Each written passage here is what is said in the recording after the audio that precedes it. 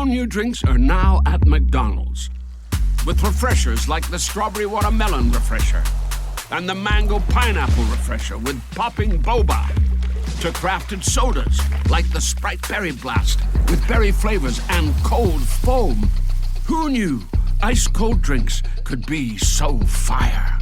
Try them all now at McDonald's. Refreshers contain caffeine. Copyright 2026, The Coca-Cola Company. Sprite is a registered trademark of The Coca-Cola Company. Your message said something about a kidnapping? Yeah, a 15-year-old girl named Amy Jacobs was taken from her bedroom last night, 10 o'clock. Is she here? No, they haven't found her. What are we doing here? A 30-year-old woman named Lucy Householder was admitted here shortly after 10 o'clock. She collapsed at work, suffering from some kind of seizure and what her doctors are calling glossolalia. Incoherent speech. Technically, but whether she knew it or not, she was repeating the exact words spoken by Amy's abductor at the exact same time 20 miles across town. That's spooky. That's my name, isn't it?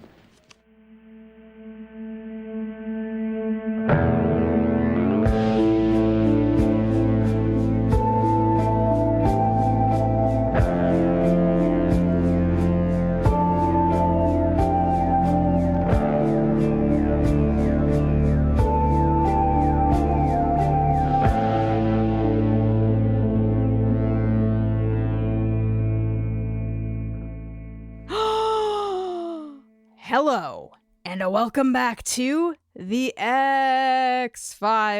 That's the EX-Files, a podcast where we're watching and discussing every episode of The X-Files, spoiler-free. Previously, we were doing it one by one, but we recently had a team meeting and decided that occasionally, or per our discretion, we would sometimes smoosh two episodes together so that they could kiss. Yeah. I was like, Jenny, cool. So this episode, rewind the tape. This episode is about a black man on death row and then fast forward to the next one.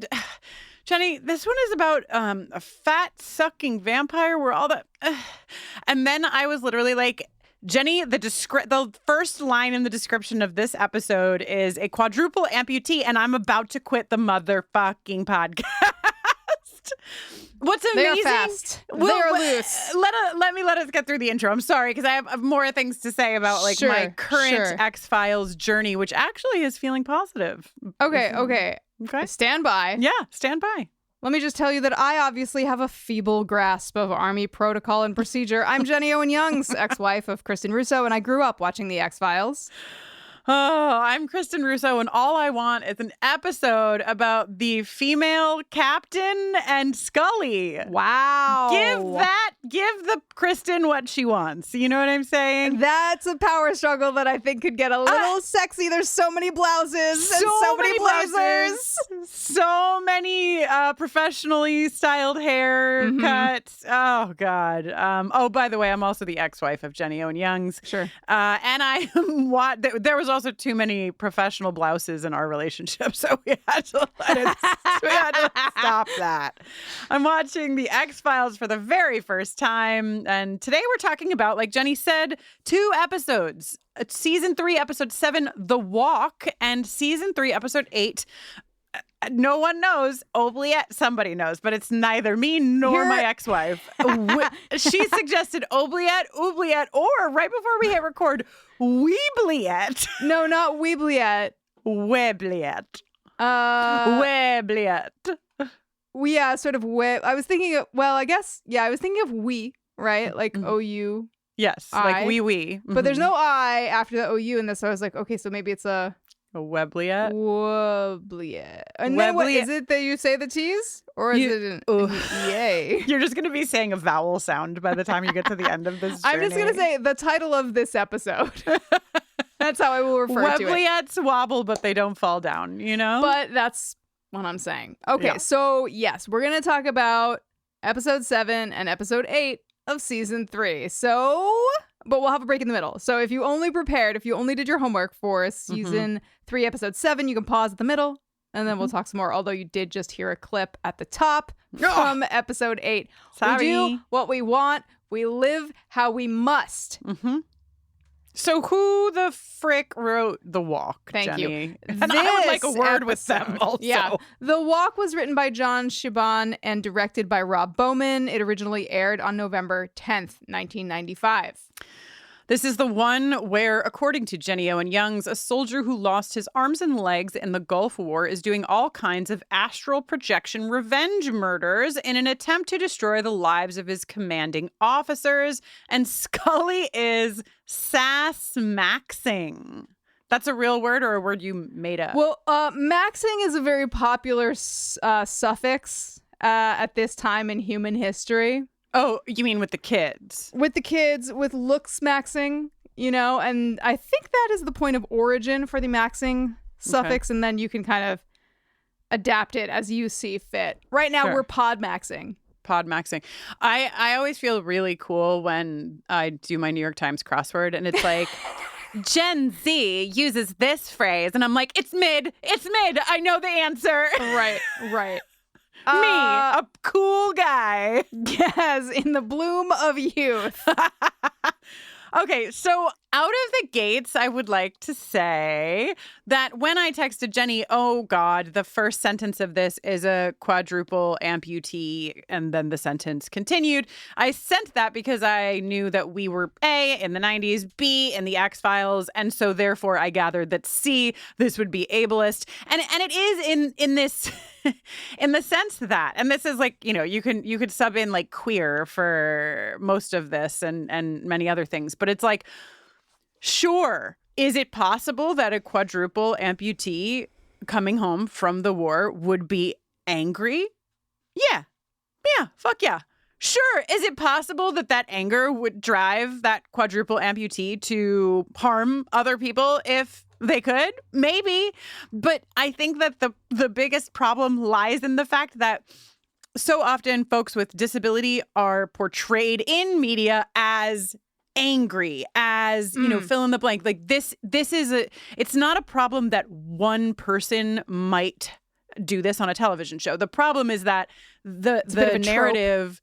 The trope, right, exactly. It's ongoing. And so it makes the general population who does not have experience with disability think, oh, if you are using a wheelchair, you must also be angry about that. Or, right. You know what I mean? Like it's the repetition of a trope, like Jenny said. It's the repetition of a thing, the creation of a trope. That's the problem.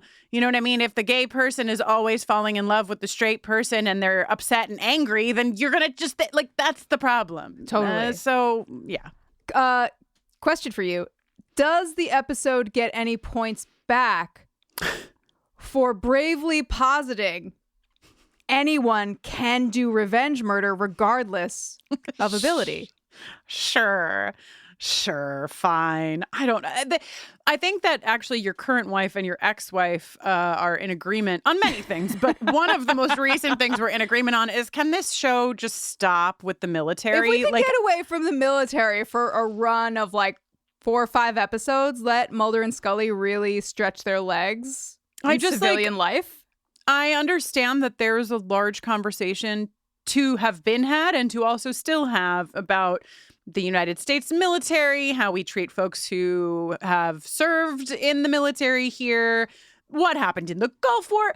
I am not showing up to the X-Files for that, nor am I showing up to this microphone for that. That is just, I would like aliens and unexplained phenomena. You know what I mean? I don't want this infusion of having to think about the military and the Gulf War and things like that. Some people do. And you know what? Go watch their shows and listen to their podcasts. But I don't, Jenny, I don't want it. I agree. I couldn't agree more. I'm all set with the military for a good long while. Maybe we could check in on the military industrial complex in season 4? Question mark? Sure. See how they're holding up? Jenny, can I tell everyone the first thing that I saw when I opened up the show notes? I mean, you can. It is bleak. I opened up our show notes, and the way that our show notes now work is like there's a tab for Jenny, a tab for Kristin, a tab for Latoya, and a tab for sound clips. Okay, so and Jenny's the first tab because of course she is, because I made the document and I know who to put up in first place. So when I opened it goes to Jenny's tab, and the first thing I saw was just terrible news, with a link to a Wikipedia article that was like wikipedia.com/death_by_boiling. And I was like, oh God, that's all my feelings about this. It's just terrible news. So here's what happened.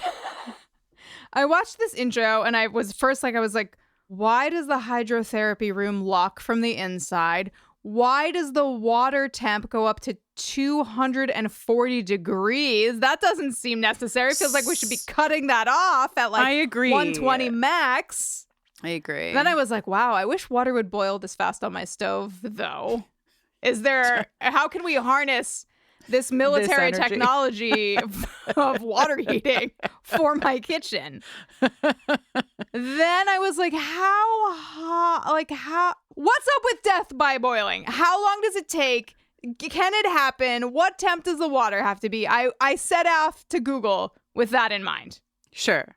And then you found yourself and in a place. unfortunately, the first search result was wikipedia.org/death_by_boiling, which, Kristin, I'm really sorry to tell you, is actually a method of execution. Untell me. Untell all of us. I'm really sorry. Rewind the tape. Oh, Jesus no. I have That's Christ. as far as I read initially. I was like, Jenny, I'll save don't it for read the pod. anymore. This is why we're doing 2 episodes per episode, so we don't have to learn. I don't want it. I'm unsubscribing from the newsletter of Death by Boiling. Okay. I feel like it might be helpful too if you didn't watch the episode or whatever. The general premise. So the reason that this particular soldier is trying to kill himself is he's tried before, and there is a presence that will not let him die. And through the episode, we learn that several of these soldiers have lost their families who have been burned. Terrible. And now they also are they cannot kill themselves until the villain of the piece, who is this guy named Rappo, who is our quadruple amputee, astral projects to do the killing. And then there's also a mailman. We'll get to him. But that's the general vibe. So Emily St. James in one of the excerpts that Latoya shared with us sort of ended her thoughts on this episode by talking about the premise of holding the government accountable for how fucking horribly they treat service members and folks who have gone and sacrificed so much in myriad ways for the military, and then come back and we see one of the soldiers' apartments at some point in this episode, and it's clear that there's not funding. He has bugs crawling everywhere, and you know what I mean. There's a clear commentary on the lack of care for veterans, which is thumbs up. And what would the story have looked like? And I could pause every 10 minutes and just fill in a different thing. But what would the story have looked like if Rappo was seeking revenge, but instead of on his fucking commanding officers who also served beside him, he was taking revenge on high-ranking government officials who were doing fucking bullshit for veterans. Sure, I still don't want the quadruple amputee to be astral projecting murdering, but at least there would be some commentary there where he's not just killing the folks who were in the trenches with him. That just feels extra bad. I agree. Thank you. You have these broad worldly concerns, for human good. I am fixated on the fact that this man boils himself, and when he emerges, his head of hair gone. His eyebrows still present. Is there a precedent? Is there a biological reason? I'm simply not going to Google. No. Also, he does have hair on the back of his head, and I only know that because I saw your note before I watched it to take my notes. So I did a hair check. Oh, thank you for your watchful eye. We're not going to spend this much time on all things, and I don't know why we're spending this much time on boiling. But there's so much there. It's 30% of my notes. it feels like, and this actually ties into this as a form of execution, right? Like, this is awful. This is awful. This is awful. So if my one question for this gentleman is, if you know that you have attempted suicide and something has been preventing you, why would you try this one? I just feel like this one should not be put on the list of things to try, because if you are thwarted once, like, you can like come to the logical conclusion of where you're going to wind up if it doesn't work. So it just feel... and it's not swift. Right, exactly. So, okay, you know what? I have a perfect place to go from this that is going to make everyone feel a lot better. Yes. And it is that, holy shit, there's another lady in a suit. We can call it a suit, right? It's really a uniform. But, right. Another lady who is a, official. Yeah. And there's that means there's two lady officials talking to each other. A captain and a medical doctor walk into a bar and they each say, "I can't operate on him. That's my son." I don't know why they're doing surgery in the bar, but it's not important. This moment passes the Bechdel test, right? I don't know. They're talking about General Callahan, actually. Okay, but let's hear the best moment of the episode, question mark? 100% the best moment of the episode. I've been asked to have you suspend whatever investigation you've begun here. Asked by whom, Captain? General Callahan, Lieutenant Colonel stands as commanding officer. Is something wrong? Protocol requires all criminal investigation of military personnel to be conducted through military channels and their superior officer. What, we didn't sign in at the front desk? You're in breach of code and procedure. Excuse me, but does General Callahan have a superior officer? Ma'am? Assuming that we wanted to investigate him, who would we talk to? Investigate him for what? Whatever. General Callahan is the senior officer here. Well, then we'd like to speak to him on our way out. I don't know that he's available. Ask him to make himself available. Tell him that it's our protocol. In the meantime, we would like to finish up with Lieutenant Colonel Stans. You never know when he might try and kill himself again. It's important to note that in between, "I don't know that he's available" and "ask him to make himself available," the script specifies Mulder is looking back and forth to each woman. He's got a little smile. I didn't. Mulder is like, "Where will I file this in my video cassette collection?" 100%. And like, it's really, I think it should be noted that Mulder is watching Scully spar with Draper in a much different way than he watches her when she's trying to keep her fucking head above water with the asshole men who challenge her. Like, Mulder's like watching the fly on the wall when that happens, but like this shit, he's like, okay, he's the Buffy popcorn meme. Ladies. Yeah. Investigate him for what? When Scully says whatever, I'm like, okay, you might have me watching one more episode of the X-Files. You know what I mean? Like, yes. Where are we going with that? Let's find out. But yeah, I had not read that in the script, but I wrote, Mulder is watching a game of ping pong, just back, forth. Can you believe this woman's name is Captain Janet Draper? Janet Draper sounds like a Marvel Cinematic Universe character, you know? Willie Garson is back again, and I mean, not back again in the X-Files, but we just saw him on Buffy, and I wrote, why is he always playing a little sneak? Like, everything he does, he's always sneaking around everywhere. Yep.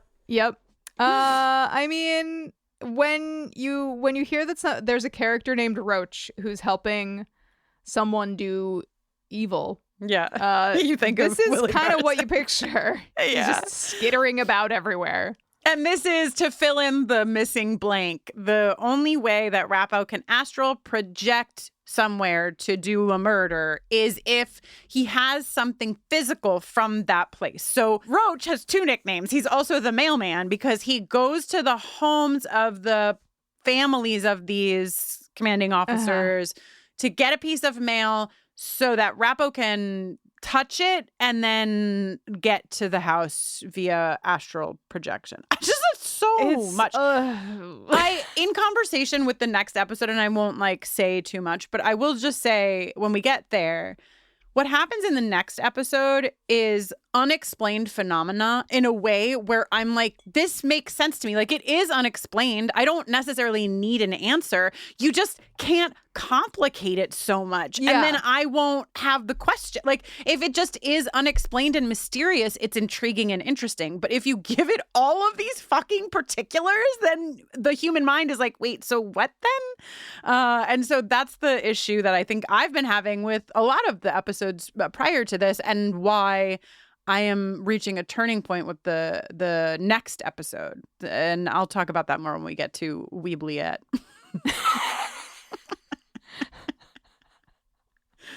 Okay, so in watching this exchange between General Callahan and Captain Janet Draper, Kristin, I did want to ask, I was inspired to make a note to ask you, should we start saluting each other at the beginning and end of each pod? I don't think we should. That's actually LaToya's move. LaToya does like to LaToya used to always salute at the end off, which was funny because it's a podcast and no one could see her. I have a very important note in our very few notes, and it is that my dream on my vision board right here is Kristin one day has an office with a bottle of whiskey and 2 nice glasses in it, so that I can turn around and be like, would you like a it's been a rough day. Glug. Yeah. Glug. Clink, clink. Let's Mad Men Yeah, this it's shit. so common to do that in the kitchen, where the kitchen glasses and the kitchen whiskey are. I do want it too. Kristin, voices are playing backwards on a tiny answering machine cassette tape. Is it 1995 or what? I know. I literally wrote, actually, I went on a whole journey with this because my note was Rappo leaves messages that are like, I put my thing down, flip it and reverse it for the general. And then I was like, wow, were we just in like a real reverse it era? Because I also was like, oh man, the 90s. But then I learned that Missy Elliott's Work It was actually released in the early aughts, unless I got my research wrong. 2002? This is what I'm saying. I was like, wait, what? I thought I was a child. I mean, I was a child, but I thought I was like a real child, Wow. like in high school when that shit was happening. I'm so confused because I remember buying this record in a record store like around where I grew up, but I was away at college in 2002. It must have been a home for the holidays situation. It's like a fucking Bernstein Bears situation. You're telling me it was Berenstein the whole time? I don't know.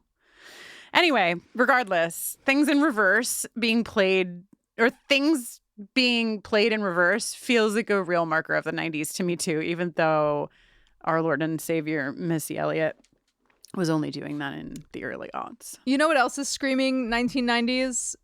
The special effects of Astral Rappo being a Sandman, being a Waterman. I like Waterman. I really liked Waterman. The whole pool scene. So Janet goes for a fucking swim all by herself. Don't do that when stuff is wacky. Don't do that at any point, actually. Don't. Shouldn't there be a lifeguard? I mean, I'm sure not at a pool like this, but like I am someone who swims. I will tell you now, I would never get into an empty pool this size in a room this size with the lights so low. Like I got a big fucking no. But I thought that the underwater shot was really cool. That's something that I liked her about shadow and then the disembodied shadow. Yeah, and just the way that like her body is pulled through the water. Yeah. That shit was pretty good. I really liked is a weird word, but I thought it was a cool shot to then cut to POV, you're underwater in a pool, and Scully is standing on the edge of the pool, but then whoosh, the body of a drowned woman goes speed floating by right above you. Yeah. No, I mean, the show continues to look amazing, even though at this point in my journey, watching this episode, I was like, I don't know, this could be the end for me. It's not, don't worry. Okay, so also maybe important to note, maybe not, but Janet was killed because she doesn't have a family. So like I felt like that was I felt like she has a close relationship with Callahan, and she was killed to hurt him. But she also didn't have a family. But the army was her family. Right, exactly. So Callahan was her family. Are you mad at me? Yeah. We're I'm not saying mad the at same you. thing. I feel like we agree. We do. We often do agree. So, just a quick shout out to a line from the general that I love when they're like telling him about Janet. Mulder's like, you and your family might be in danger. And he's like, why? Because of the death of my adjutant?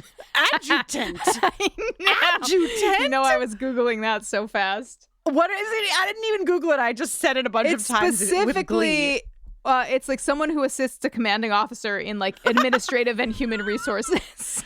I mean, I guess if only so many people can use that word, you probably want to use it. Exactly. Yeah.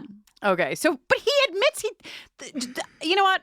I'm not a non-fan of this general because he does something that very few gentlemen in his position do in this show, at least, which is that he actually says, okay. Like, yeah, this seems totally wild, but I think that I saw somebody in my office last night, and also I'm getting these really weird voice messages. Yeah, he is maybe the first.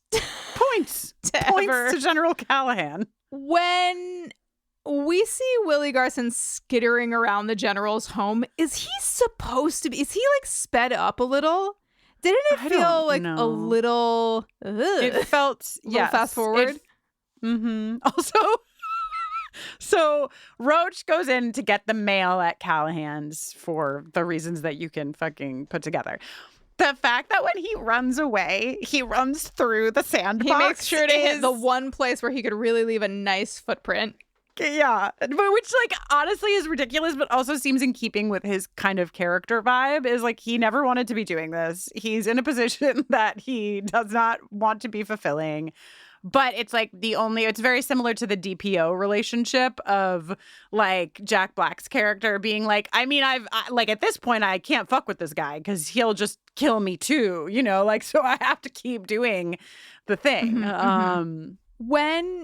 Okay, rest in peace, General Callahan's son. As a mother of a son, this plot point is unwelcome. But when General Callahan's son is digging in the sand, and there is about 4 times as much sand piled around him as there could have possibly fit in the cavity that has been dug out. Also, hey, he's under the sand for half of 1 second. I know. Well, maybe it was a network note. More on that in the next episode. Maybe it was a network note that it could only last for a very brief moment. Yeah. Yeah, so, right. The general's son is killed, and not the rest of them, it sounded like it was all fire, but this is not. And so the son is killed, and then the general's wife I've referred to as Allison Janney Buttnut in all caps. Like, Allison, A, capital, Janney, K. Sure, yes. She just really gave me, like, an adjacent to Allison Janney energy. Okay. But she is also killed right after this. Well, soon after the son is killed, and so he has lost his whole family.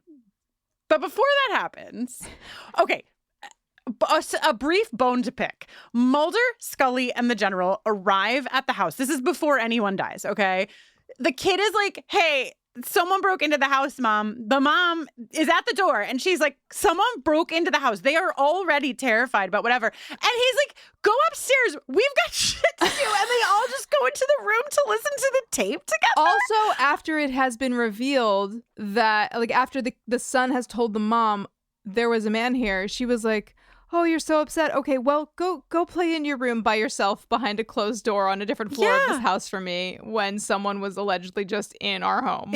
Our house. I know. And then just one quick sexy aside, because all I could do during this episode was cling to just little fibers of Scully's work coat. Totally. But they think that the mailman or Roach has lied to them about Rappo's involvement because they see that Rappo is a quadruple amputee. So how has he been murdering? ? Mulder's like, I'm not convinced he's not. Right. Of course. Scully. So they put Roach in a cell where he's like, you can't put me in here because like Rappo knows this place so he can get to me here to kill me. And Scully walks in and the guard is like, he was pretty worked up about an hour ago. And Scully goes, not as worked up as I'm going to be. And I was like, and again, I will watch the next episode for this. Yeah. For the Scully, you have dragged me to one more episode because of your presence. Yeah. Well, she's a medical doctor. It'd be a real shame if she got mad. You know? Yeah, she is a medical doctor. I love the detail that Mulder has been walking around with blank dental x-ray plates in his pocket to each place and then being like, oh yes, just as I suspected, radiation that could only come from astral projection. I can't. No. The general winds up like downstairs. I don't know. Is it like going to be death by steam? Are these chemicals? I'm not sure. But it's cool. It's a cool visual. Like the pipes are blah, blah, blah. But the thing that I love is that the general doesn't die. And neither does Mulder. But you know who does? Mulder's hair. Mulder's hair that was really hanging on for dear life throughout this episode gets exposed to steam and is just like flat over his little boy head. Yes.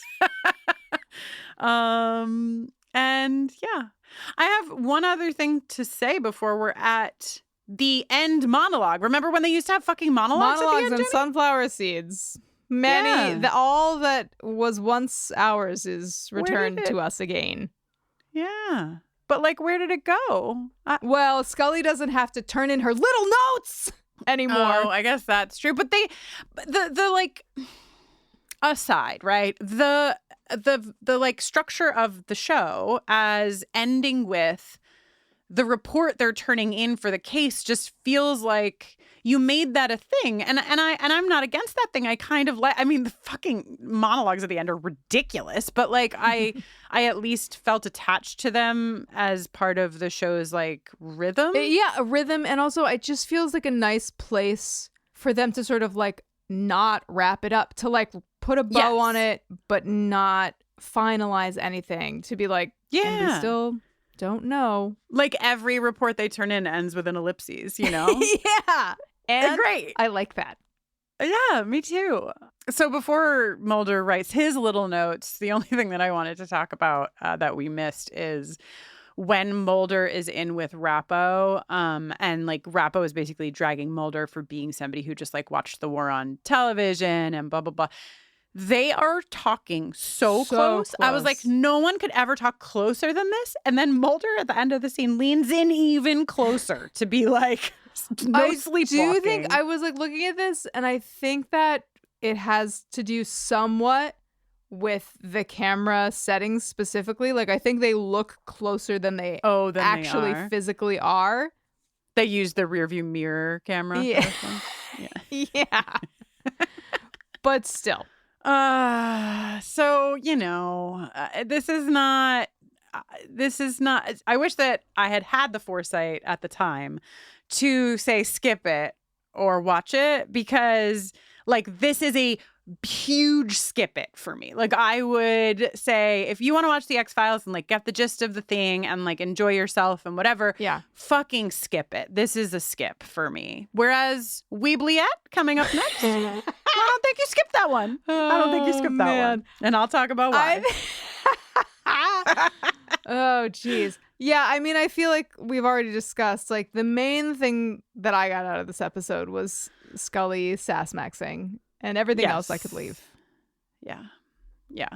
All right, let's move on to season 3, episode 8. Oh, wait, we didn't talk about, so I was like, this episode is problematic because of this, this, and this. The final problematic bit is that not only is our quadruple amputee Rappo so angry that he is murdering his COs, but then the episode ends with him being killed, and that's the resolution to the thing. So, and I listen, you could probably sit down and write me a list of other shit that is not cool, but that feels like a big one, and talking about like tropes and what have you. So no thank you. Yeah. Oh my God, Jenny, I'm so excited to talk about an episode where a young girl is kidnapped by a creepy fucking guy. Great. Starting or growing your own business can be intimidating and lonely at times. Your to-do list may feel endless with new tasks, and lists can easily begin to overrun your life. So finding the right tool that not only helps you out, but simplifies everything as a built-in business partner can be a game changer. For millions of businesses, that tool is Shopify. Shopify is the commerce platform behind millions of businesses around the world and 10% of all e-commerce in the US. From household names like Gymshark, Rare Beauty, and Heinz, to brands just getting started. Shopify has hundreds of ready-to-use templates that can help you build a beautiful online store that matches your brand's style. And you can tackle all the important tasks in one place, from inventory to payments to analytics and more. No need to save multiple websites or try to figure out what platform is hosting the tool that you need. And if people haven't heard about your brand, you can get the word out like you have a marketing team behind you, with easy-to-run email and social media campaigns to reach customers wherever they're scrolling or strolling. Start your business today with the industry's best business partner, Shopify, and start hearing. Sign up for your $1 per month trial today at shopify.com/realm. Go to shopify.com/realm. That's shopify.com/realm.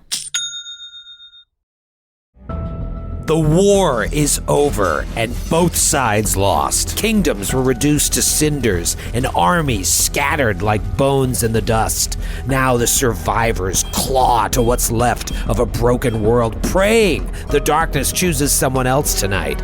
But in the Shadow Dark, the darkness always wins. This is old school adventuring at its most cruel. Your torch ticks down in real time, and when that flame dies, something else rises to finish the job. This is a brutal rules-light nightmare with a story that emerges organically based on the decisions that the characters make. This is what it felt like to play RPGs in the 80s, and man, it is so good to be back. Join the Glass Cannon podcast as we plunge into the Shadow Dark every Thursday night at 8 p.m. Eastern on youtube.com/theglasscannon, with the podcast version dropping the next day. See what everybody's talking about and join us in the dark. From the parents behind Law & Order comes a mystery the whole family can enjoy. Patrick Picklebottom Everyday Mysteries. Step into the whimsical world of Patrick Picklebottom, a precocious 11-year-old with a love for reading and an uncanny ability to solve mysteries. Inspired by the beloved children's book of the same name, this podcast vividly brings Patrick's tales of deduction and everyday adventures to life as he unravels baffling enigmas and solves clever cases. Patrick Picklebottom Everyday Mysteries is perfect for kids and is just as entertaining for grown-ups who love a good mystery. The whole family can listen now wherever you get your podcasts. Okay, now we're going to talk about Season 3, Episode 8. Oubliette. Oubliette. Why didn't one of us just figure it out before we started taping? Too late! This is so much. This is the Citrione of fucking The X-Files, you know? Okay, so this episode was written by Charles Grant Craig, directed by Kim Manners, and originally aired on November 17th, 1995. According to Jenny Owen Youngs, this is the one where the creepiest man alive, co-signed by Kristin Russo, kidnaps a teen girl and holds her in a basement whilst a former victim he previously kidnapped has to, in all caps, live through the experience again. Horrific. Just absolutely not. My first note is, how will I record a podcast of me speaking while I am puking the whole time? Yeah, I mean, as you can tell by that summary from Jenny, there's a whole bunch of other bullshit in this episode to be unpacked.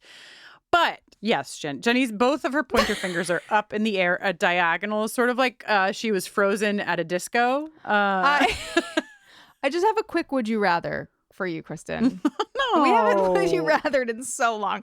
Would you rather? This is a horrible moment to would you rather. Would you Sure. rather? Mm-hmm. What would you rather see? The shape of a man made out of water rising out of the pool behind you when you are swimming alone at night? Mm-hmm. Or Carl Wade's eyes through a little slit in the floorboards? Ugh, No. The worst thing I've ever, the scariest thing I've ever seen on the show. Number one, fuck you.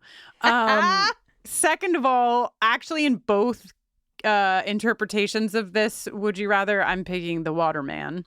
Okay. 3, I should let you know that I have taken notes on all of the scenes where young Amy is in the basement and then done the command for strike through because I refuse to talk about any of them. They are so fucking fucked up. And 4, the reason that I choose the Waterman is A, because I would definitely rather see that now that I have the other option. But B, oh, wait, no, I went against myself. I actually, because what I was going to say is that I would rather see the Waterman, but also I would know that I couldn't defeat the Waterman. Mm-hmm. Whereas like a corporeal human, maybe I would have a chance. Like there's no beating a Waterman, you know? No. Like you can't, there's no way to get away from that. And as Amy shows us, even though she doesn't complete her escape, you can't, there are ways that you can try to best creepy Carl. Fuck this fucking thing. But let me tell you why this episode of all the episodes was a bit of a turn for me in season 3. Okay, this episode felt like a turn for me in my watch for a couple of reasons. One is because I think that maybe I stopped expecting whatever it was that I was expecting after I had gone through the fucking list and then fat sucking vampire and then the wall. Like I was just like I can't do it anymore. This episode had me on the edge of my seat. And like what I texted Jenny while I was watching it or after I watched it was like, I wouldn't choose to watch this episode. Like this is not content I would like to consume. I don't want to watch episodes where creepy dudes do awful things to young girls or really anybody for that matter. But the way that it was paced and the turns and the twists, like had me, like I really wanted to know what was going to happen, which is a feeling that I have not had in a long time inside of the X-Files. And also, and I mentioned this a bit when we were talking about The Walk, but like this does unexplained phenomena, I think, brilliantly. Why are they connected? Why are the two of them connected? I don't know, and I did not feel like I needed to know. Yeah, it worked without specificity. Right. You didn't need it. We got an email that I read in a Watcher's Diary, so I'm just going to pull a couple of beats from it because you may have heard it over in the Buffering the Vampire Slayer feed. But our listener AW wrote in to say, Kristin, you know, I think that you are expecting a particular kind of television. And this show, now I'm quoting AW, is very popular. We all love it. And I think that very understandably, you have made the mistake of thinking that this means it's good. The point of the X-Files is not that it is good. You can't hang on season after season waiting for it to become prestige television. It's a vehicle for some good and real and fully realized characters to run around doing the stupidest, silliest shit you can imagine. And the email is longer than that. You can hear it in the Watcher's Diary that also went up yesterday. But I think that I watched this episode and then I watched the next two. And I will not spoil anything, but I will say that the next two get into the sort of alien abduction of it all and some of the unexplained things that have happened in previous seasons. And I thought, okay, maybe I'm expecting a bit less. I understand what I'm signed up for. And now I'm ready to like begin my journey here. And maybe they're going to give me some of the things that I like Scully doing shit and aliens and unexplained phenomena where it's not overcomplicated. Fingers fucking crossed. Okay, I'm done with my little rant, Jenny. What do you have something not as fun to bring to the table? I do. Before I drag that out, I did want to just say, right, like you've recalled on the pod that I and other people have been like, oh, season 3, you know, hang in there. And the thing that I want to say about that, I think that like what really stands out to me about season 3 is the Darren Morgan episodes, really more than anything else. And it's interesting because I don't feel myself connecting super well with a lot of the other writers who are on staff for this season. Notably, Glenn Morgan and James Wong left after season 2. The authors of Smasholas like Squeeze and Tombs, Ice, Beyond the Sea, One Breath, they're gone. The real bangers, yeah. Real bangers. And they will, blessedly, come back for season 4, which is exciting. But I feel like a lot of the mainstays are kind of like either gone or doing a different kind of thing. And like what it is yielding for me so far in season 3 is like just a less even feeling show. Like I feel like they're trying to, the way that Emily St. James put it was they're trying to distill the show down to its essence in season 3. They're like, we tried all this stuff in seasons 1 and 2. Now we know what the show is. So how do we like make it this even more concentrated version of itself? And maybe that's what's happening. And maybe that's just like not my favorite iteration of the show. Yeah. I don't know. Yeah. And for those of you who are interested, I mean, LaToya sends us excerpts from X-Files Confidential often. And this week actually sent us like just screenshots of the episode article or essay or whatever by Emily St. James for The Walk. And it is, I think, a really incredible read. Every time I read anything from it, I'm like, oh, this is wonderful. So if you are, interested in a podcast that goes with the X-Files, sure, great. Glad you're here. But if you're interested in like reading material that has like an episode companion piece, episode by episode, based on what I've seen so far, it just seems wonderful and so fucking smart. So go there, do that, read that. Okay, Kristin, did you recognize Amy Jacobs? I didn't from the thumbnail, but I would have. So I texted Jenny about going to watch Oubliette. And she was like, did you recognize from the thumbnail? She was too tiny there, but I would have. She'll state of, well, lots of things, but particularly of interest to us, Firefly fame. Okay, thank God for small favors. Are you ready to thank God for small favors, Kristin? Because in the original version of the script, Amy was 12 years old. I had a feeling that, Lucy, who is the adult sort of survivor of a previous kidnapping, we're told that she was taken at age 8. And then we're told that Amy is 15. Yeah. And that is such a large discrepancy of age that I assumed that. And like Amy's wearing a nightgown when she's taken and she's like running through the woods in a nightgown. And it very much felt like either it was meant for a character that was supposed to be younger or a way to sort of like show how young she is, because 15 is a very different thing than 12 or 8. And I am very glad that she's not 12. But honestly, it really doesn't alleviate any of my feelings of horror, because it's just because the show, regardless of the number that they give us, like the show works pretty hard to show us how young and small she is, Yeah. This was a network request. The network requested that Amy be in her late teens and that the plot would not heavily feature Amy's ordeal or suffering. So there was more, and it got taken out. Thank God. Because what was there was awful. Just like, again, not why I'm here for television at all. Usually I'm not a fan of a network note. In this case, I really am.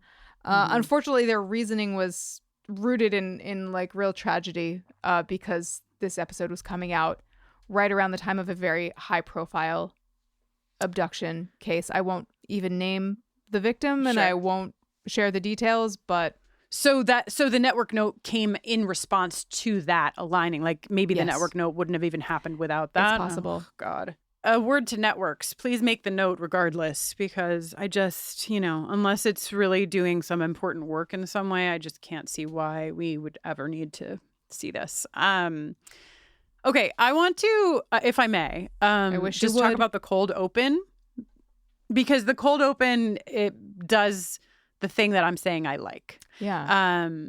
We see like 3 beats. We're in a high school. We see this creepy dude who's like a photographer's assistant.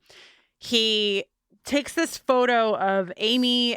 I mean, nothing in this episode is funny, except I did giggle a little bit when he uses his X-Acto knife to make like the world's worst proportioned collage of the two of them. This is what I'm saying. He's obviously printing his own. I don't know why he's going to the Photoshop, because he's obviously printing his own photos. Well, he needs the materials for the darkroom, I think.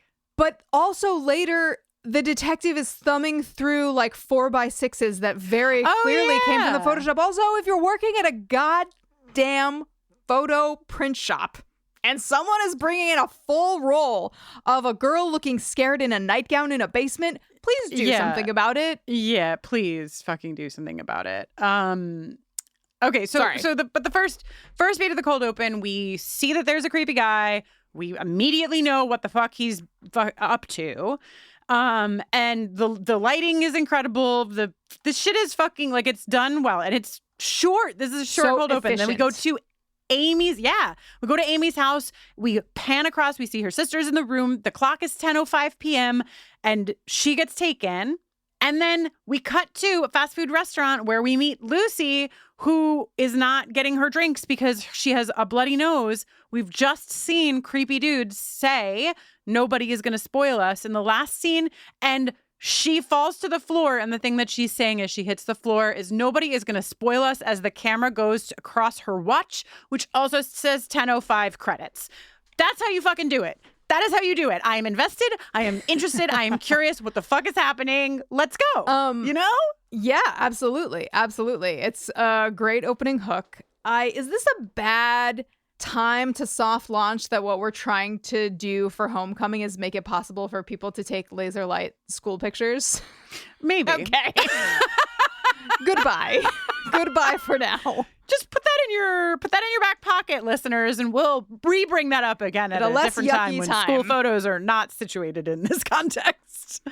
Okay, I said that I had a couple of beats that were like so specific that like in this new format where we're just, speeding through, maybe they don't have a place, but I'm going for it anyway. Mulder gets to Amy's house. They all get to Amy's house, whatever.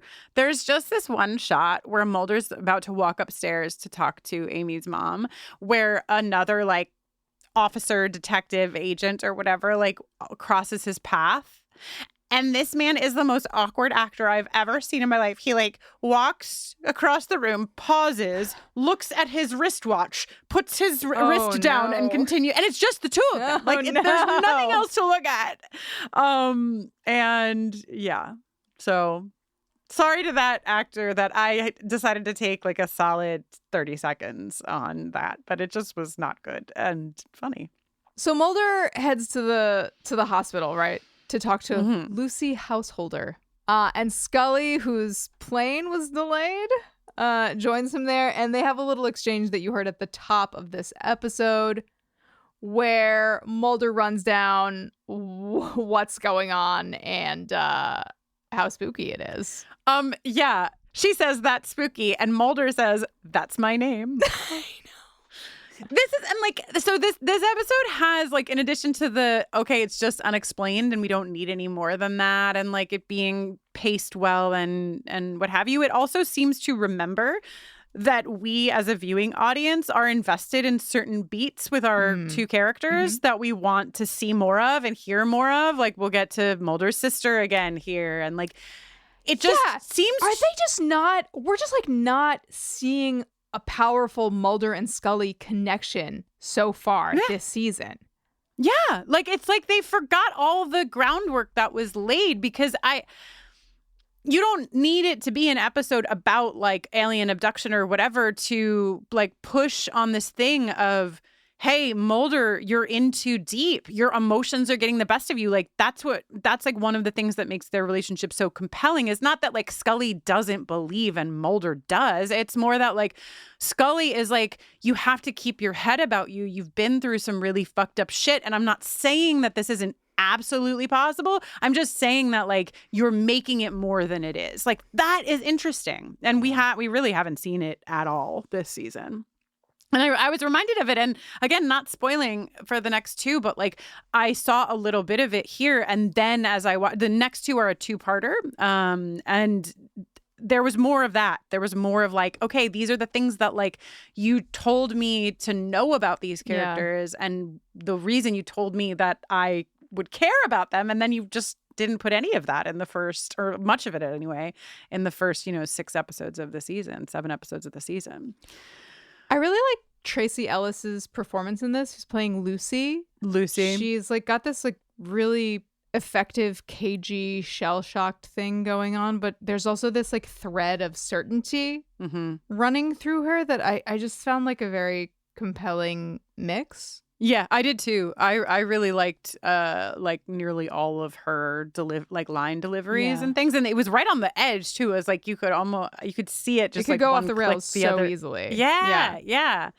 There's a moment when she's sitting with Mulder and they're like having soup and he says, "Are you feeling better?" And she just like fucking monotone just goes, "Better than what?" And I was like, and I love you now. Yeah. Lucy, you are, I fucking adore you. She's also just like, I want to be left the fuck alone. I want to smoke a cigarette and I just want to be able to live my fucking life. And she holds that, I think, really well through the episode.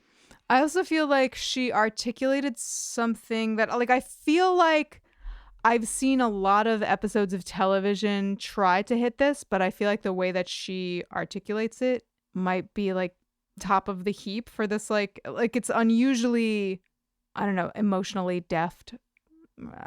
She says, "What I've been through in my life, I wouldn't wish on anyone. Doesn't mean I can make it better for anyone else." It feels like a simple idea, but I think especially because we are so connected to one another and so accessible to one another now, and like there's so much information available about people if you want to find it, whether it's like a celebrity whose, you know, social media you can look at to see like sort of a more personal glimpse into their life, or it's like, you know, your ex's new girlfriend who doesn't have a private Instagram. You know what I mean? There's just like much to be gleaned everywhere. And I think it's only natural for people to look for other folks who've had like experiences that in their lives that have been powerful, good or bad, to relate to, right? And I don't know, there's just something about what Lucy captures here that feels aware, but a little resigned, but like maybe more like pragmatic than anything. Yeah, and I think like, you know, this is they really, something that I don't like about this episode is the way that it like romanticizes the fact that Lucy dies in the end. You know, like Mulder's really like, oh, she gave her life for this, and the like last beat of the episode sort of has him saying like, well, it wasn't just for Amy. Like she like finally has released the pain that she carried and she doesn't have to carry it anymore. And it really, I think, glosses over the absolute tragedy that is, of course, like Lucy's entire childhood and everything that happened to her is horrific and just, you know, atrocious. Yeah.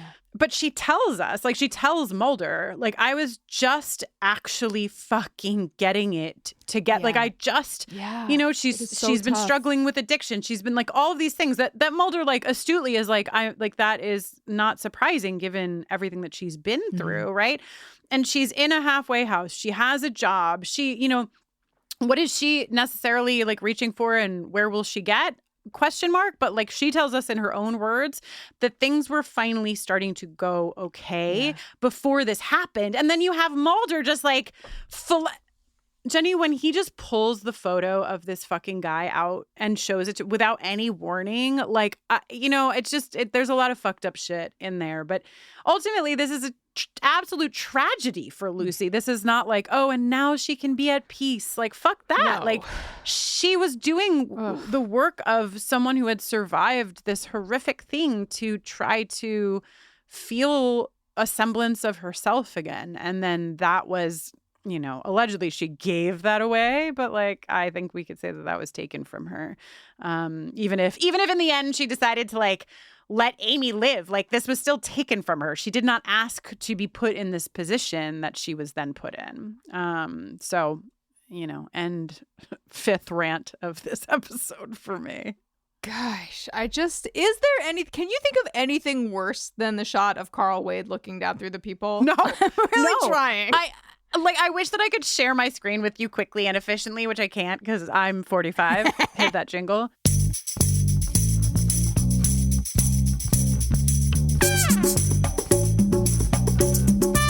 She's 45.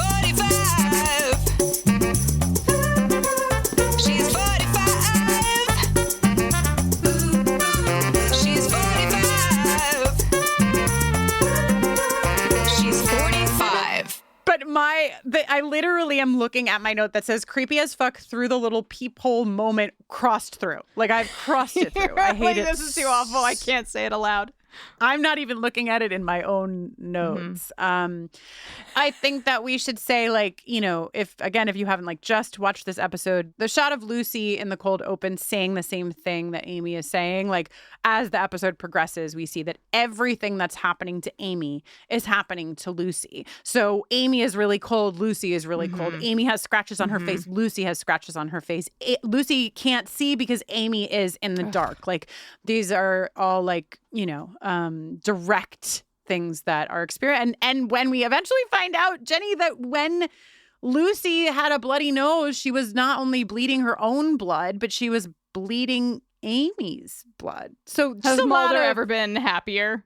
I mean, honestly, no. And like, I am unhappy about the context, but that's like a cool detail that I thought, you know, at first I was like, oh, let's not get overly scientific about this. And then they didn't. And I was like, fuck yes. Like, she just bled Amy's blood, and we're not going to think about why, because it's unexplained. It's far and more fucking effective spooky than like whatever reason you could come up with.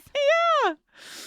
Can we talk for just a second about, there's a beat in the episode where like the creep gets a flat and Amy is in the trunk and this tow truck driver like pulls up and is like, I can help you, man. And Carl Wade goes absolutely buck wild with the lug wrench.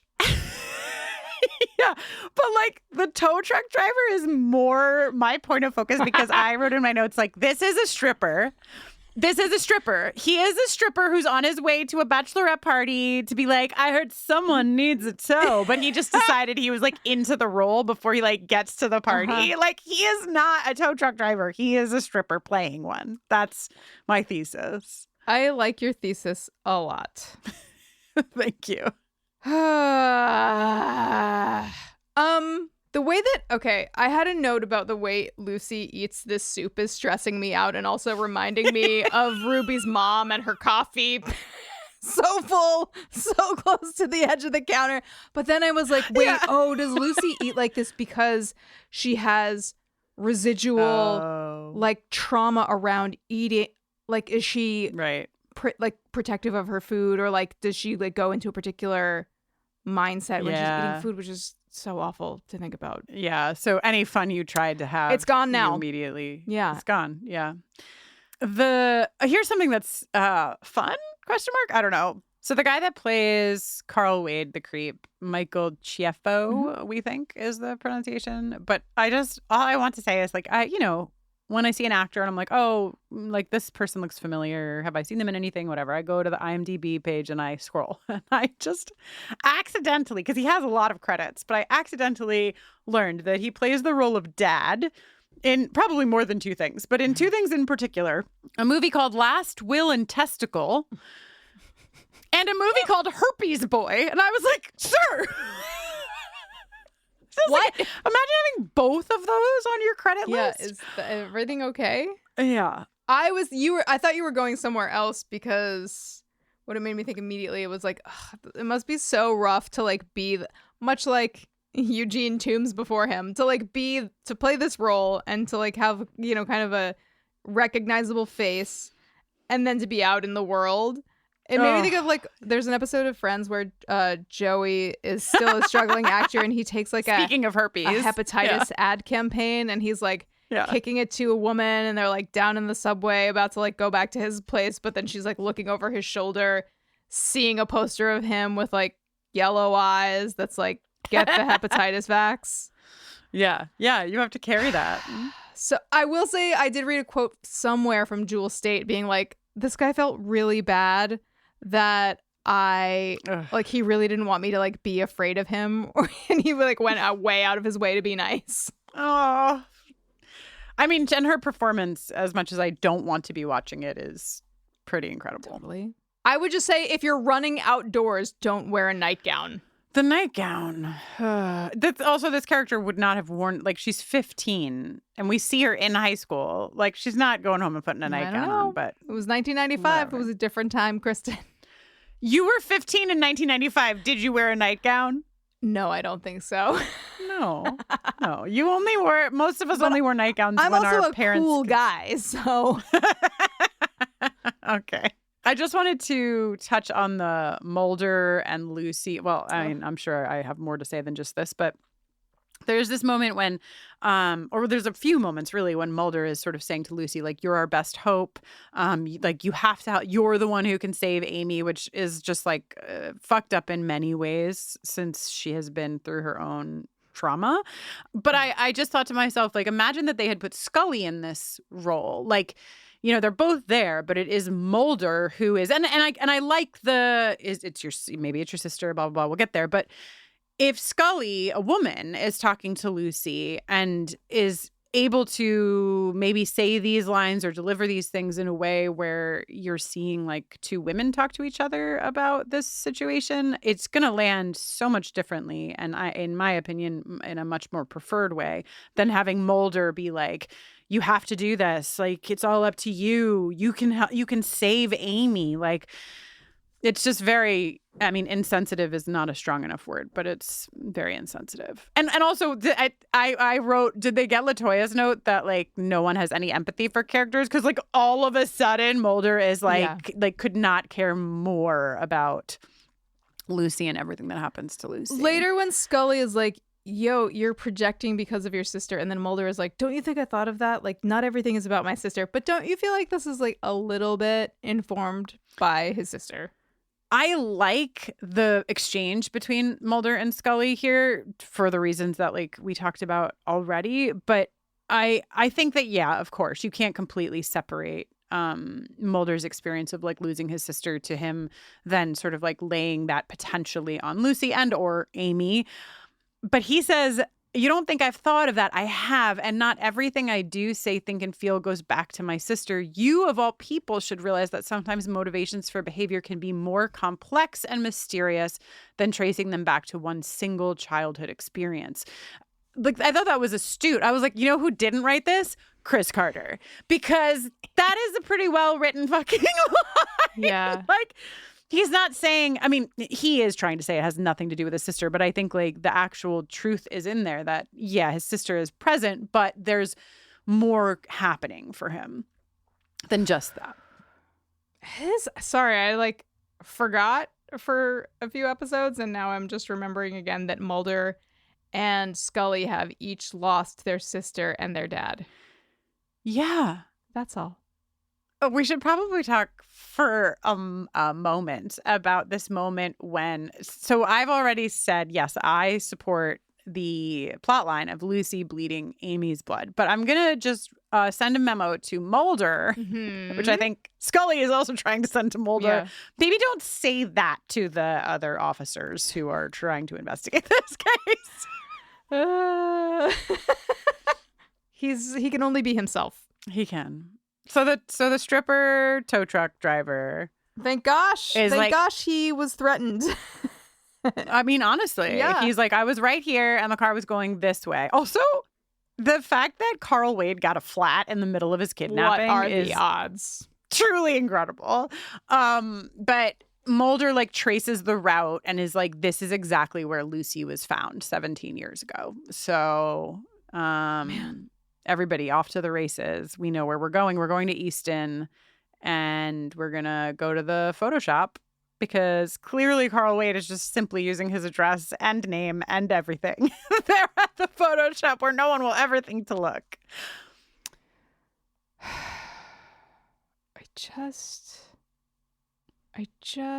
I know that this is, sorry, I'm just thinking about this man's house and his whole situation. And I just want to say that at the very beginning of the episode, when he's down in the basement doing darkroom stuff, he has the hatch open and there are windows on the first floor and there is light coming in. It's not a ton of light, but as a queer woman, as you have been inside of a darkroom. As someone who took Photo 101, I'm pretty sure that you can't do that, right? I don't think you can, but I actually still support it because I do think that the shot that Jenny is talking about is like, also, I'm sorry. Yes. We're trying not to go into particulars, but like Carl Wade does his little Photoshop that is completely misproportioned, even though he has full control of so much in his darkroom. And then the hatch is open. And like the reason the hatch is open and the flash is going off is because it looks so fucking cool. Yeah. Like it really does. You're panning out and the flash is going off and it's very beautiful to look upon. But to Jenny's point, probably not a dark room if it's not. Yeah, I mean, it has to be 100% dark. Right to us if you know you could have a otherwise. red light if you're doing black and white film, but Right. no light if you're doing color film, maybe? Tune into the next Watcher's Diary Yeah. to find out, I suppose. But also, Jenny, I wrote in my notes, is he taking pictures of the collage? What is he taking pictures of I down think he there is in the taking beginning? pictures of his collage, and then he's going to go Of his- have them printed at the photo shop. Like, that's just, there were a few questions in that moment that I was like, you know what? I'm just going to give it to them. They wanted to do something cool with the lighting. Fine. Yeah, it is effective. And honestly, given the information that you gave us at the top, that a lot of scenes were cut, it is possible that they had some like really, really incredible shots like that. Like maybe that shot of the flash coming up through the hatch was attached to a scene that was then cut, but they really wanted to use it, or, you know, who knows? Okay, so I don't know if we're at the end, but if we are, they go to Carl Wade's house and they open up the basement door and we see who we think. I mean, I straight up fully thought it was Amy when I was watching this episode. And it is not Amy, it's Lucy. Carl has taken Amy to try to escape, but, you know, we've gotten information from Lucy, like he won't hurt her unless he feels like she like isn't his. And then we sort of see that playing out in the river. And so where like, I know he went to take her to try to escape, like, and not get caught, but then decides like, forget it, and decides to kill her instead. And then we see this parallel of like Amy being put under the water and Lucy coughing up water, as Mulder and Scully are like racing to the river because they've like gleaned from Lucy's explanation that Amy is in water. We get a like pretty emotional CPR scene. Yeah. With Did you feel like Skull, and maybe this was also related to network notes, they had to like minimize whatever, but I was like, wow, she called that really quick, it felt like. Pretty sure that a medical doctor would wait a little bit longer before being like, just simply stop doing all work on her 100%. It had to be that they just couldn't show, you know, any kind of length of like footage of her. Yeah. But yeah, it's really like, you know, Scully telling Mulder, like, you have to stop. Like, you have to stop. Like, she's not here. She's gone. We haven't really seen anything like that in a long time. I don't know that we've seen it in that direction. I don't know. It just felt, I was like compelled and also like, what are we doing? Because I've also, like LaToya, been like, they don't seem to like care. And maybe it's the sister of it all. Maybe they're threading that back in. And maybe it's because it's a kid and like human beings, you know, just generally care more about kids than they do about adults. And what have you. But regardless, it was an emotional moment. I felt emotional watching it. And I think I felt like the closeness between Mulder and Scully too. Yeah. But Lucy doesn't make it and Amy does. So Amy winds up taking a breath. And I also wrote in my notes, like, could you guys fucking be at all comforting to this child? Like, she's like, I'm cold. I want to go home. And Scully's like, gotta get her out of here, guys. I'm like, could anyone just be like, hey, it's okay. We've got you. Yeah. And I feel like Scully usually does that. Yeah. Yeah. I like the detail that she didn't have any cuts on her at all. Like, I also thought that was just a cool fully transferred part of this. Yeah. Unexplained thing. And I already said I don't like the overall assessment of Lucy. Like, well, it's the only way she could escape. Yeah. I But I did like this like beat that I didn't expect at all, where Scully is like, you know, Mulder says she saved Amy's life. And Scully says, Mulder, whatever there was between them, you were a part of that connection. Did you think about that? Lucy might have died for Amy, but without you, they would not have found her. It like sort of stood alone in the scene. Like there wasn't anything like before or after it, but I was like, oh, well, I'm interested in whatever's happening for Scully here. Like what, you know, that she sort of started by saying like, hey, you're too emotionally invested in this, and then ended by being like, hey, remember, like, you're also part of this. Like, you're helping. You helped. Yeah. Sounds like maybe someday they might kiss. It's possible. I can't rule it out. Yeah. Hey, look at that. Jenny, I want to tell you, it's only been an hour and 15 minutes of us talking, and we covered 2 episodes of The X-Files. So drop your mic, but don't, because we're podcasting. Yeah. I feel like this felt great. Hopefully everyone listening at home had a nice time too, and you're not feeling like, whoa, that was so compressed or whatever. I just feel like some episodes have so much to sift through and also so much to revel in, and then some episodes are a little more they inspire a more streamlined conversation, and also sometimes they inspire a conversation where we want to skip over very specific yucky things. Yeah. Yeah, 100%. And I would like to say that I do think that we should do the next 2 together, mostly because they are a 2-parter, 2 parts of a whole. Cool. So now you have your listening home or viewing homework. There we go. Yeah, and I am watching ahead. I am trying to sort of, and that might have something to do with also like my feelings on the X-Files. Who knows? But like I did watch this episode plus the 2-parter like all in a row, and I'm trying to sort of like chomp my way through season 3. This way I can also have some thoughts on like, oh, maybe we should do this one alone or together. Yeah. But you know, if you have big feelings on like, you must not combine this episode with any other episode because it is so important, please email us at hello@bufferingcast.com. Otherwise we're just going to make our own judgment calls, and you're going to have to live with that. So bold, so brazen. Nobody tells her what to do. Except me. I'm Jenny Owen Youngs. Mm-hmm. There it is. And when I'm not making podcasts with Kristin, I'm usually making music. You can listen to it, you know, wherever you stream music, like Bandcamp or wherever else. You can always find me on socials to say howdy at Jenny Owen Youngs. And you can come see me. My face, hands, guitar. I was going to say feet, but then it started to feel like a weird specificity. Okay, you could come see me play live music soon. I really just, I was into this idea of like only your hands, your feet, and your face playing your guitar. Yeah, it feels like a Talking Heads music video or something. Yeah. Coming soon. In August, I'll be playing a little bit of a hometown show in Portsmouth, New Hampshire. And then in the fall, I'll be out co-headlining with Northcote in Decatur, Georgia, Durham, North Carolina, Washington, D.C., Wayne, Pennsylvania, Cambridge, Massachusetts, New York, Pittsburgh, PA, Orion Charter Township, Michigan, which is right by Detroit, Arlington Heights, Illinois, which is right by Chicago. So come hang out with me. You can find all the info at jennyowenyoungs.com/tour. When we do a show together, can we say we're co-headlining? No.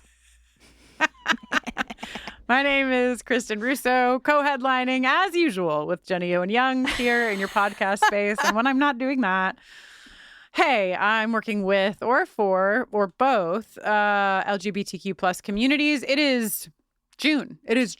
Happy Pride Month, everyone. If you want to come hang out and watch some horror movies in my queer horror movie club, you can do that. Or you can also hang out with me in my queer book club. All of that at patreon.com/Kristin Nolene. We, as a podcast, can be found on socials at BufferingCast, and you can always email us at hello@bufferingcast.com. Please support us. We would love to have your support. Patreon.com/bufferingcast. We're doing a lot of fun things this summer, including but not limited to watching the movie I Know What You Did last summer together in a group. Jenny's playing a concert. I'm doing a book club. And maybe most importantly, I am going to watch Xena Warrior Princess and podcast about it with Jenny. It's huge. In the Patreon. It's huge. Feed. I can't wait. Oh my gosh, you know what else you can do while you're thinking about us? You could read our little book. It's called Slayers, Every One of Us, and it is available in beautiful hardcover edition, audiobook read by us. There's even an ebook. You can find it wherever books get booked. And hey, this episode was produced by Kristin Russo, Jenny Owen Youngs, and Latoya Ferguson with support from our consultant Mackenzie McDade. It was edited by Mac Kellerman. Until next time. Ooh, how are you going to do this? 2 cases. The status of this X-file is wearing a work blouse and a blazer while engaging in what some might consider conflict or pre-conflict with another X-file that is also wearing a blouse and a blazer, and it might and not talking about a man. Neither file. No, they are Bechdel-ing as simply as hard as they can. Okay, bye. Bye.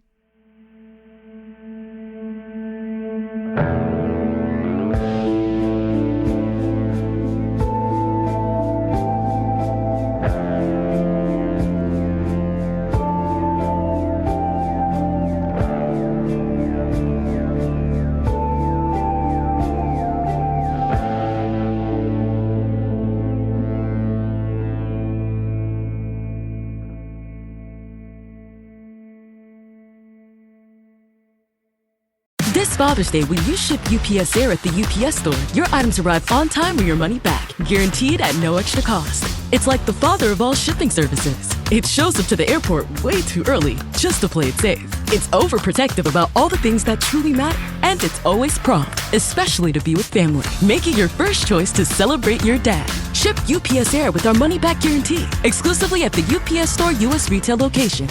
Visit the upsstore.com/air shipping for full details. Terms and conditions apply. Reality TV is messy. Pop culture is louder than ever. And the internet completely unhinged. Welcome to Roxanne and Chantel, the podcast where cousins Roxanne and Chantel break down reality TV, celebrity drama, and the stories everyone's texting about. We recap the shows, spill the headlines, and sit down with the stars themselves. No filter, no boring takes, just the tea. New episodes every week. If it's trending, we're talking about it. This is Roxanne and Chantel. Let's get into it.